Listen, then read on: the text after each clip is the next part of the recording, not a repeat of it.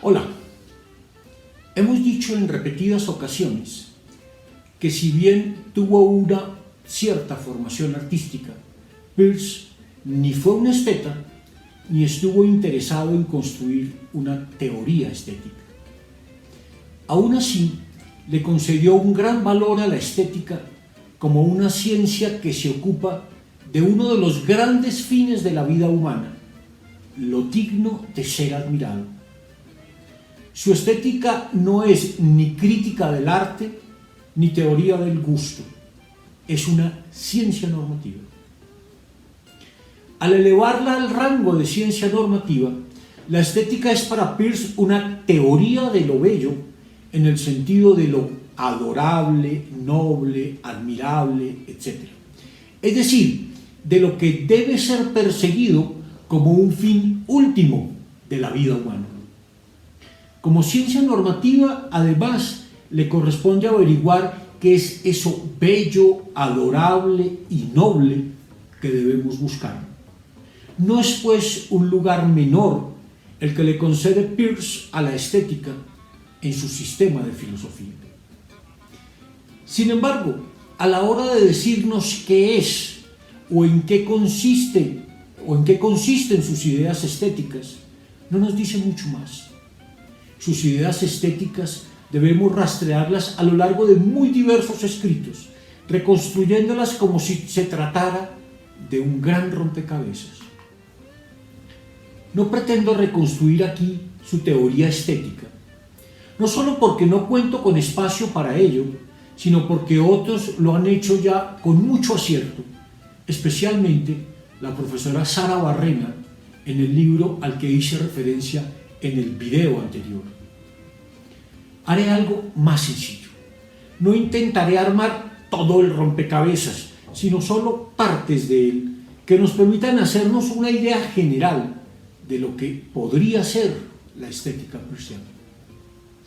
Me valdré de 4 o 5 conceptos estéticos claves sobre los que Peirce puede hacer aportes originales al pensamiento estético contemporáneo. A partir de nociones claves de su filosofía, como las de hábito y abducción, me fijaré en ideas como la de que el trabajo artístico se puede concebir también como un ejercicio abductivo. Exploraré en qué consiste la creatividad como fenómeno humano desde una perspectiva peirciana. Abordaré el problema de la formación de hábitos y con él el de la educación estética, para finalmente examinar muy sucintamente su idea de belleza. Cuando armamos un rompecabezas, debemos identificar una figura que nos sirva de orientación. Si por ejemplo se trata de un paisaje, podemos seleccionar todas aquellas fichas que nos permiten reconstruir ese árbol que domina la escena. Al reconstruir el pensamiento estético de Peirce, procederemos como quien recoge las fichas que le permiten armar ese árbol, que es una parte importante del paisaje, para a partir de ello vincular otras partes hasta constituir el todo. Necesitamos saber por dónde empezar, porque esa es la única manera de dar forma a algo que en principio es oscuro e incierto. Empezaré entonces por un texto un poco extraño, se llama Adivinar. Es un manuscrito de 1907, que solo fue publicado 15 años después de la muerte del filósofo. Aunque no es un texto de estética, expresa muy bien su sensibilidad estética, porque narra un acontecimiento de su vida y lo hace desde una perspectiva a la vez personal y reflexiva, pues indaga en sus sensaciones y pensamientos, pero al mismo tiempo comunica un descubrimiento suyo, muy propio a su lector. Y lo hace muy bien, como en una especie de crónica o de cuento que ilustra una idea. Veo cierta semejanza de este texto con Los crímenes de la calle Morgue de Edgar Allan Poe, pues expresa una hipótesis que luego desarrolla e ilustra por medio de un relato. Se trata de un texto a la vez científico, filosófico y literario, que es esencial para comprender la noción peirsiana de abducción como ejercicio adivinatorio, pero que a la vez se lee como una historia de detectives. Por supuesto, no voy a contar lo que dice el texto. Cada uno puede leerlo por su cuenta. Solo me fijaré en su idea central, que en el hombre hay una cierta facultad adivinatoria que se va desarrollando a medida que nos vemos enfrentados a circunstancias críticas. Esta idea la ilustra con lo que le ocurrió años antes, cuando viajaba en una misión científica y llegó al puerto de Nueva York. Al bajarse del barco, descubrió que un reloj de alto costo y precisión, muy necesario para sus experimentos, había desaparecido junto con otros objetos personales. Se devolvió inmediatamente hacia el barco y exigió al capitán que dispusiera a todos los marineros en un sitio donde pudiera verlos. Así identificó de inmediato al ladrón. Como no tenía pruebas de ello y tenía que conseguirlas, contrató a un detective de la agencia Pinkerton. Pero, puesto que sus servicios no fueron eficientes, el propio Peirce tuvo que encargarse de conducir la investigación. ¿Qué aporta esta anécdota a la comprensión del pensamiento estético de Peirce? Ante todo, nos muestra que la racionalidad humana no opera solamente sobre la base de reglas, sino que está relacionada con instintos que están presentes en nuestra naturaleza y con hábitos que se han ido formando a lo largo de nuestro proceso de desarrollo y educación. Él descubre quién ha robado su reloj a partir de lo que llama un instinto adivinatorio, que si bien es semejante en algunas cosas a los instintos animales, es también algo cultivado, pues él mismo tiene los hábitos propios del hombre de laboratorio. Hasta aquí no hemos dicho mucho más de lo que ya explicamos a propósito de la idea de abducción.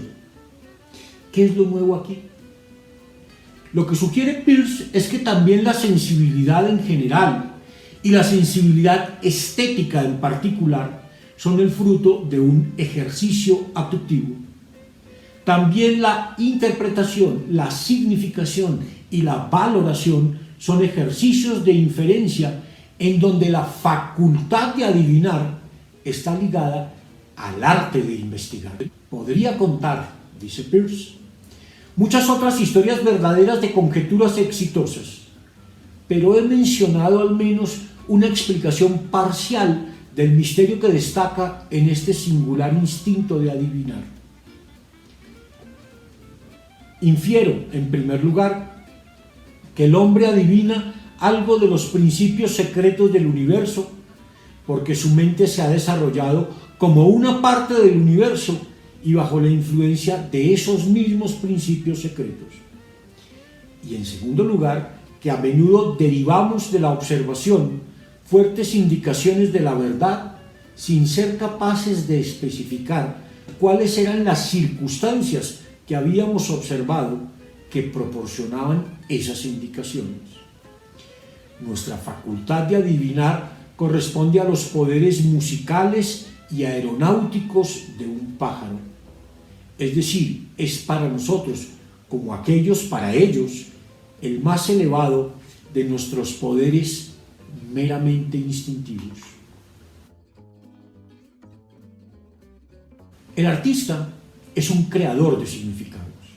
El pintor lo hace por medio de colores y trazos del pincel, el músico con sonidos, el poeta con palabras. Pero los significados no salen de la nada, vienen de alguna parte, tienen que ser previamente imaginados. El arte se constituye en el paso que va de la abducción imaginativa de algo a su encarnación en materiales como los colores, sonidos formas y palabras. Para hacer un buen trabajo artístico se requieren hipótesis. Y así como hay hipótesis científicas, hay hipótesis estéticas. Si las primeras sirven para explicar un conjunto de fenómenos observados, las segundas tienen un interés distinto. No buscan explicar el mundo, sino recrearlo con nuevos significados. La abducción artística, que es la clave del acto creador, nos la describe Peirce como un fogonazo. La inferencia abductiva, dice, se funde gradualmente con el juicio perceptual, sin ninguna línea nítida de demarcación entre ellos. O, en otras palabras, hay que considerar nuestras primeras premisas, los juicios perceptuales, como un caso extremo de inferencias abductivas, de las que difieren al estar absolutamente más allá de la crítica. La sugerencia abductiva viene a nosotros como un fogonazo. Es un acto de iluminación interior o chispazo inteligente, insight, aunque de una naturaleza extremadamente falible. Es cierto que los diferentes elementos de la hipótesis estaban en nuestras mentes con anterioridad, pero es la idea de conectar lo que antes jamás habíamos soñado, conectar lo que hace que la nueva sugerencia aparezca como un relámpago ante nuestra contemplación. Lo que dice Peirce es claro. También el artista hace abducciones, es decir, elabora sugerencias, hipótesis, tiene momentos de iluminación. Tales cosas, sin embargo, se quedarían en la nada si no vinieran seguidas de un desarrollo de esas hipótesis primeras a través de un riguroso ejercicio de razonamiento y de confrontación con datos particulares. También en la creación artística hay algo análogo al proceso abductivo que va acompañado de procesos mentales deductivos e inductivos. El pintor que pinta su cuadro desarrolla la imagen que aparece en su mente, extrayendo de ella sus consecuencias y confrontándola con los datos particulares que tiene a mano. El escritor de una novela tiene una imagen que lo guía en su relato, pero no conoce el final desde el comienzo, sino que va tanteando la escena paso a paso hasta que el final se le revela en el diálogo con sus personajes. El ejercicio creativo no sigue reglas absolutas. También las abducciones artísticas son provisionales y falibles, pues son esos instrumentos de búsqueda intelectual sin los cuales el arte humano no podría desarrollarse.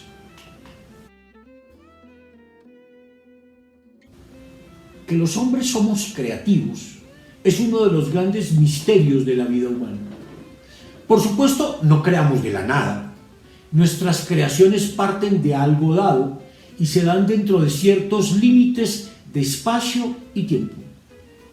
Se expresan además de formas distintas, en dispositivos técnicos que hacen más confortable la vida humana, en la búsqueda de soluciones sociales que nos permiten vivir más justamente, en la creación de ideas que nos ayuden a comprender mejor el mundo, pero sobre todo a través de obras. La creatividad estética está ligada a obras como pinturas, esculturas y grandes obras arquitectónicas, e incluso creaciones como el cine o los diseños tecnológicos. Y detrás de todo eso está siempre la figura del artista. Muchas creaciones humanas tienen nombre propio, una seña, un signo, una firma que las identifica. Pero, ¿qué hace que una obra humana sea creativa? Aunque Peirce no habló en sentido estricto de creatividad, la idea le resulta profundamente afín.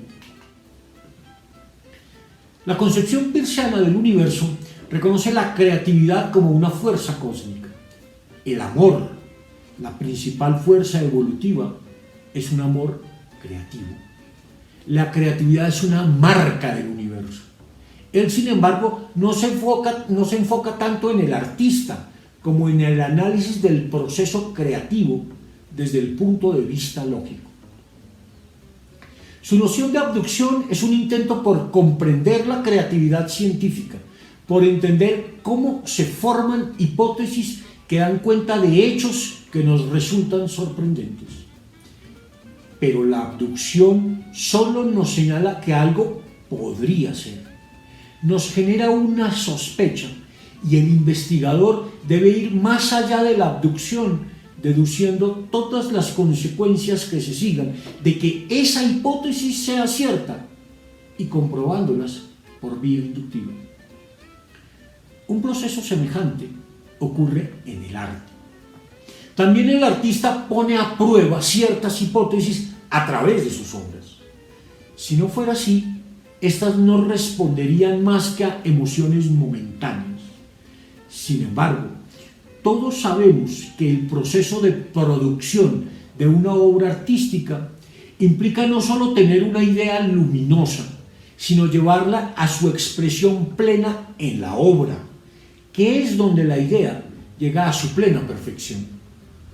No basta el talento ni la capacidad para producir maravillosas abducciones artísticas. Se requiere de un trabajo paciente y disciplinado para llevar el impulso inicial hasta su consumación final en la obra de arte. Si se intenta comprender la creatividad humana, es porque se pretende que ésta puede ser enseñada o aprendida. Estamos entonces ante un asunto educativo fundamental. La clave de la educación desde la perspectiva pragmatista es la formación de hábitos. Y si estos constituyen disposiciones a actuar en cierta dirección, que se formen estos o aquellos hábitos no es cosa menor. En toda educación se forman hábitos tanto ejecutivos como cognoscitivos. Los hábitos artísticos combinan habilidades prácticas con formas de pensamiento y sensibilidad. No son meras habilidades físicas, son también capacidades de apreciación. Desde el punto de vista de Peirce, el de la estética como ciencia normativa, se trata de formar hábitos que nos permitan establecer una relación entre las obras que hacemos y un fin tan fundamental de la vida humana como la belleza. Esta conexión entre la obra y la idea de belleza es un asunto de la imaginación. La imaginación juega entonces un papel central en la formación de hábitos, pues es ella la que realiza las conexiones fundamentales que permiten que las abducciones artísticas lleguen a consumarse en obras bellas que son modelos de perfección. La formación de buenos hábitos imaginativos es una meta esencial de toda educación, incluso cuando esos hábitos no tengan una función práctica.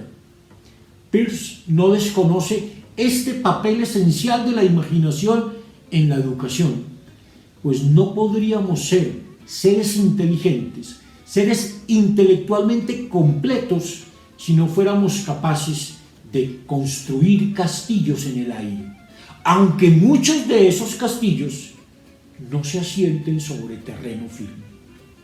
La gente que construye castillos en el aire, dice Peirce, en su mayor parte no logra mucho, es verdad. Pero todo hombre que logra grandes cosas elabora castillos en el aire y después los copia penosamente sobre el suelo firme. En efecto, el raciocinio completo y todo lo que nos hace seres intelectuales se desempeña en la imaginación. La mera imaginación sería en efecto insignificante, solo que la imaginación no es mera. Más que por lo que está bajo tu custodia, vela por tu fantasía, dijo Salomón, porque de ella salen los asuntos de la vida. Por supuesto, no se trata solo de que imaginemos cosas, sino de que produzcamos obras bellas. Ese ha de ser el fin fundamental de la educación estética, el de hacernos buenos artistas, auténticos creadores. La idea de belleza atrajo siempre a Peirce, a tal punto que en muchos de sus escritos se percibe un esfuerzo por encontrar la expresión más precisa y bella posible. Desde sus primeros escritos se percibe una preocupación por clarificar la idea de belleza, a la que concibió inicialmente como un tipo de sensación particular, no como una mera impresión o combinación de impresiones, sino como una especie de predicado determinado por cogniciones previas.